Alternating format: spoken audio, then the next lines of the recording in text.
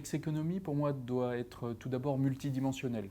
Les nouveaux canaux de communication, les nouveaux canaux de vente en e-commerce, en plus des partenariats qu'on peut faire avec différentes startups, créent énormément d'opportunités. Et donc, il est important de se focaliser. Focaliser, par exemple, chez Pernod Ricard, sur 6 programmes clés digitaux. Et en même temps, de savoir, quand on se réinvente, de savoir qui on est. Et là, notre mission de créateur de convivialité nous aide à faire les bons choix. Le deuxième mot, pour moi, c'est apprenante. Dans un monde qui change en permanence au niveau du business, il est important d'embarquer l'ensemble de l'entreprise sur les nouvelles dimensions de l'économie.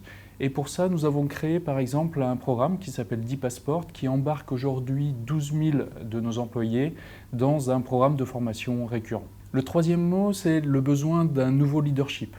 Aujourd'hui, avec tous les changements qui se passent, les employés, les clients, les partenaires ont besoin d'être guidés et vont attendre plus de leur manager.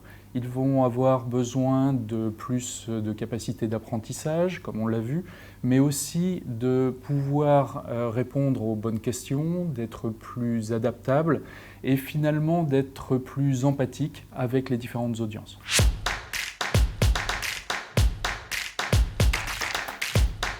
Pour moi, la donnée doit être au centre de la nouvelle économie, d'abord parce qu'il y a plus de données qui est disponible, mais surtout parce qu'on a la capacité de pré-mâcher, grâce à l'intelligence artificielle, cette donnée. Et ça permet deux choses.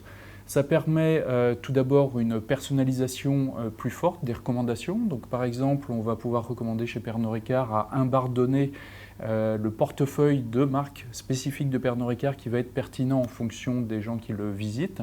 Et ça permet aussi de prendre de meilleures décisions, d'aller au-delà des biais décisionnels qu'on peut avoir dans le passé, par exemple faire trop attention à des anecdotes, mais aussi détecter des nouvelles tendances dès leur début. Et un autre exemple, c'est notre marque Havana Club qui s'est associée à la street culture depuis peu grâce à des éléments identifiés très tôt sur du social listening.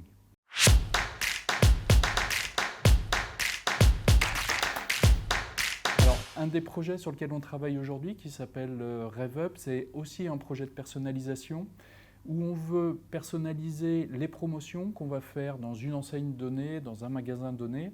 Et par exemple, recommander une promotion sur Moum Grand Cordon à un Monoprix à Paris pour la fête des pères, alors qu'on va recommander au même moment une promotion sur Ballantine's, par exemple, à l'Intermarché de Séné en Bretagne. Et aujourd'hui, ça, ce sont des outils qui sont en place, disponibles pour nos commerciaux, et on voit déjà, après 6 mois d'utilisation, un impact assez significatif sur nos ventes.